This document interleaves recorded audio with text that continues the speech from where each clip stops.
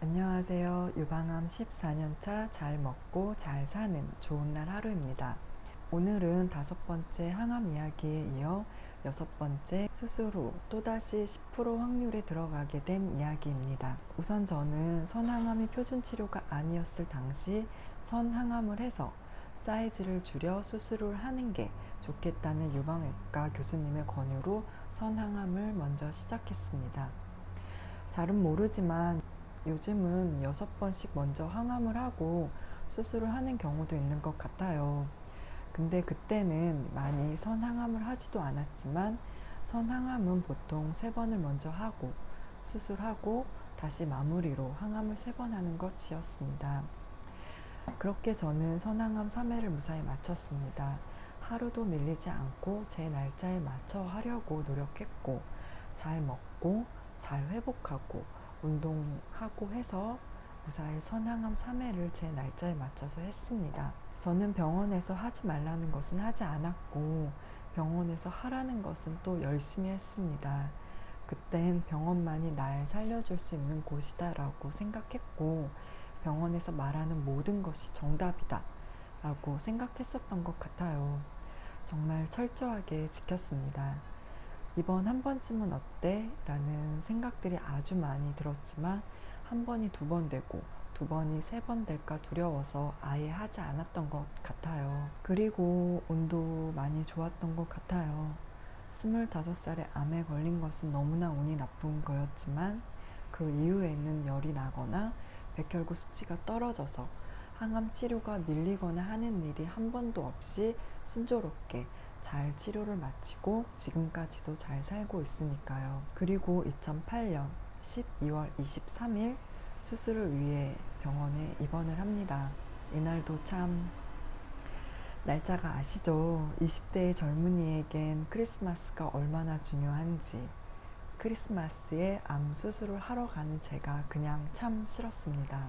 그렇게 저는 6인실에 입원을 했었고 그 병실은 갑상선 암과 유방암 환자들이 같이 사용하는 입원실이었습니다. 역시 25살의 암 환자인 제가 가장 어렸고 옆 침대 환자분은 저희 엄마보다 조금 나이가 어리셨던 것으로 기억하고 있는데 그분은 상피내암 환자분이셨습니다. 그분은 저를 보고 너무 안타까워 하심과 동시에 본인의 상피내암에 안도를 하시는 그런 느낌을 받았어요. 저라도 그랬을 것 같아요. 제 기록에 빨리 발견된 게 다행이야.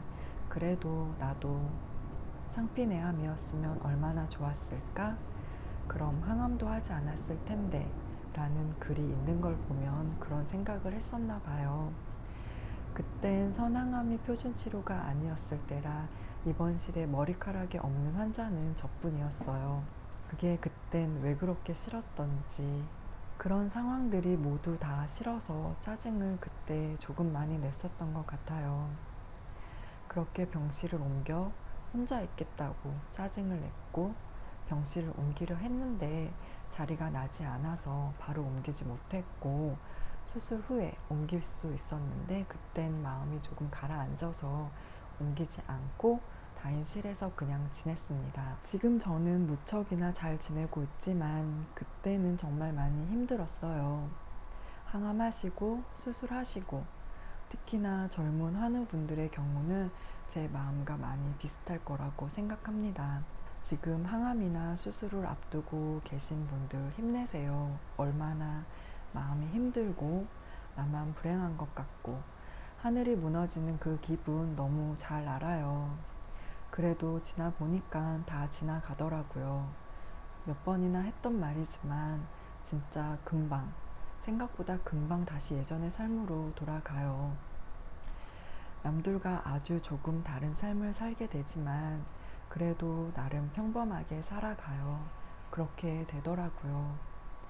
위로가 안 될 수도 있겠지만 다 지나가니까 정말 그냥 빨리 받아들이고 어차피 벌어진 일 웃을 수는 없겠지만 그냥 지금 긍정적인 마음으로 받아들이고 지금 할 수 있는 것을 최선을 다해 노력하면서 치료 받으시면 돼요.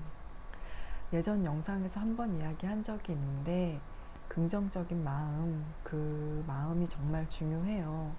그냥 많이 웃고 이왕 벌어진 일 앞으로 더 나빠지지 않게 노력하면서 살면 되죠 뭐. 그때 짜증내고 했던 것들 지나보면 너무 쓸데없고 가족에게 미안한 일이더라고요. 그렇게 저는 입원을 해서 수술 전 검사를 합니다. 엑스레이도 찍고 다시 MRI도 찍고 이렇게 수술 준비를 했습니다.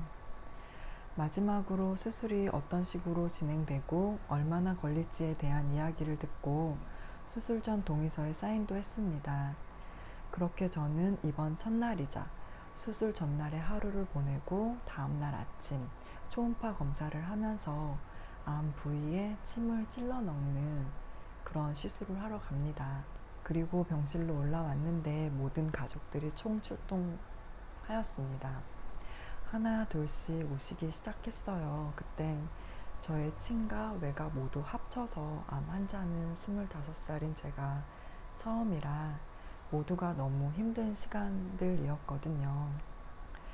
병원에서 가장 가까이 살고 있는 언니랑 형부부터 시작해서 서울에 살고 있는 막내 이모와 그리고 또 부산에 살고 계신 이모 두 분과 이모부 그리고 고모 두 분과 아빠까지 모두가 제 병실로 오셨습니다. 아빠, 엄마, 저까지 포함해서 총 11명이었습니다. 지금 생각해보면 말도 안 되는 일이고 민폐이고 한데 그땐 저희 가족에겐 정말 너무나 큰 일이었거든요. 모두가 다 일을 하루 쉬시고 저를 위해 오셨습니다. 그렇게 수술 순번을 기다려요. 첫 번째 수술은 아니었고 두세 번째 순번이었던 것 같은데 정확하게 기억은 나지 않아요. 근데 오전에 수술을 했으니까 한 두 번째 아니면 세 번째 순번이 아니었나 싶어요. 그렇게 시간이 지나고 수술을 위한 수술장으로 이동합니다. 수술은 처음이었어요. 이동 침대가 제 병실로 왔고 네 발로 걸어 올라타서 누웠습니다. 모든 식구가 저를 따라 수술장으로 이동했고 잘 받고 오라는 말과 괜찮을 거야, 편하게 한숨 자고 오자 라는 이야기들을 들으며 저는 수술장으로 들어왔습니다. 수술실에 들어가기 전에 잠시 대기를 하는 공간이 있었는데 또 제 옆에 계신 어떤 환자분이 엄청 울고 계시는 거예요. 그분을 보니까 너무 무서웠어요. 그리고 저도 모르게 눈물이 나려고 해서 꾹 참았던 것 같아요. 왜 울음을 그렇게 참았는지 모르겠어요. 요리조리 살피고 있는데 이제 수술실로 이동합니다 라는 말과 함께 제 침대를 끌고 긴 복도를 지나 거의 끝방으로 갔어요.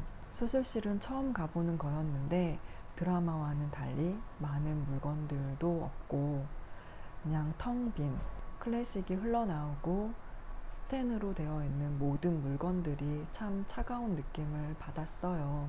그렇게 큰 조명 아래 수술실 침대로 이동했고 마취과 선생님께서 주사와 호흡기를 입과 코에 대고 편안하게 숨 크게 쉬세요 라고 해서 숨을 몇 번 쉬었더니 저는 회복실에 있었습니다. 회복실에서 눈을 떴는데 너무너무 추운 거예요. 막 떨고 있으니까 간호사 선생님께서 수술 잘 끝나고 회복실이에요. 많이 추우세요? 라고 물었고 춥다고 하니까 따뜻한 바람이 이불 속으로 들어오기 시작했습니다. 그렇게 시간이 얼마나 흘렀는지는 모르겠지만 그렇게 시간이 지나고 배액관을 하나 달고 병실로 다시 올라갔습니다.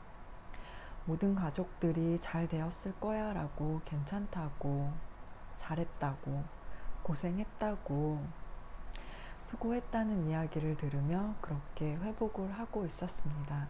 그렇게 이틀을 더 병원에서 보내고 퇴원하는 날 배액관도 빼고 퇴원 전 상담을 받으러 상담실로 엄마와 함께 내려갔습니다. 상담 선생님께서 이런저런 설명과 함께 림프절을 떼어냈으니 무거운 것을 들거나 미닫이 문을 열거나 하면 갑자기 한꺼번에 림프액이 나와서 부종이 생길 수도 있다고 합니다. 그러니까 무거운 것을 들지 말고 미닫이 문도 열지 말고 잘 때 팔도 심장보다 높게 올려놓고 자고 그 팔은 혈압도 재면 안 되고 주사도 맞으면 안 된다고 했습니다. 여기서 엄마가 언제까지 조심하면 되냐고 물었고 선생님께서 평생이라고 답을 하시는 순간 엄마 눈에서 눈물이 떨어지기 시작했습니다. 상담 선생님께서 괜찮다고 모두에게 부종이 오는 건 아니니까 조심하며 살면 된다고 위로하셨고 그렇게 저희는 상담실을 나와 퇴원 수속을 마치고 집으로 왔습니다. 2주 정도 시간이 지나고 오늘은 수술 후 유방외과 첫 외래에 가는 날입니다. 떨리는 마음으로 진료실에 들어갔더니 교수님께서 그림을 그리시면서 설명을 하십니다. 가슴의 4분의 1을 이렇게 절제했고 림프절 전이 확인을 위해서 림프절을 몇 개 떼어내서 조직 검사를 했다.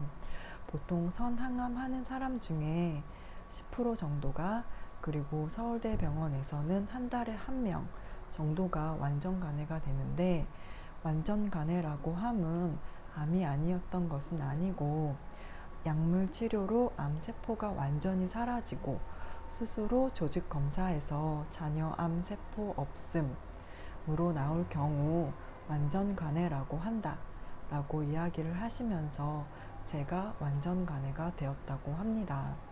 보통 허셉틴과 다른 항암제를 병행 투여하면 완전 간해율이 높다고 합니다.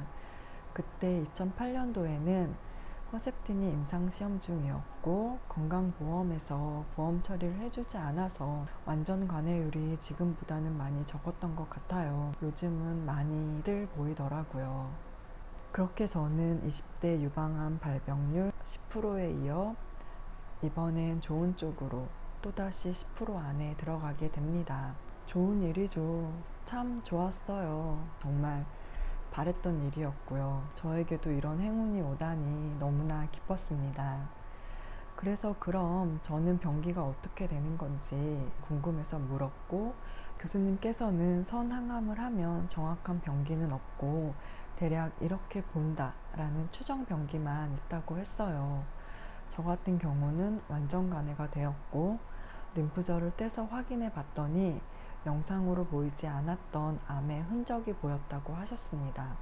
그래서 3기로 추정한다 라고 이야기하셨습니다. 그땐 요즘처럼 A, B, C 이렇게 세분화해서 나누지 않았고 그냥 수술 전엔 영상으로 보았을 때 2기로 본다고 했고 항암 후 수술 후엔 완전 간해로 정확한 병기는 알 수 없다고 했습니다. 다만 림프절을 확인해 보니 암의 흔적이 보였기 때문에 3기 추정이라고 하셨고 그렇게 더 이상 저에게 정확한 병기는 없었습니다. 크기가 작거나 하면 영상에 안 보이는 것들이 수술실에서 발견되는 경우도 있고 또 수술실에서 조직 검사를 해서 확인했을 때는 암이 아니었는데 수술 후 정밀하게 조직 검사할 때 암으로 바뀌는 경우도 종종 있다고 해요. 이날부터 저희 부모님과 이모는 혹시 암이 아닌 것을 수술한 거 아니냐며 말도 안 되는 상상을 하곤 합니다. 아직까지도요. 여기까지가 저의 6번째 유방암 이야기입니다. 어떠셨나요? 저의 이런 이야기가 도움이 되는지 모르겠습니다. 도움이 아주 조금이라도 되었으면 좋겠습니다. 다음 7번째 유방암 이야기는 수술 후 첫 종양내과에서 또다시 시작된 마무리 항암에 사용할 항암제의 선택과 고민에 대한 이야기입니다. 감사합니다. 그럼 다음 영상에서 만나요. 안녕.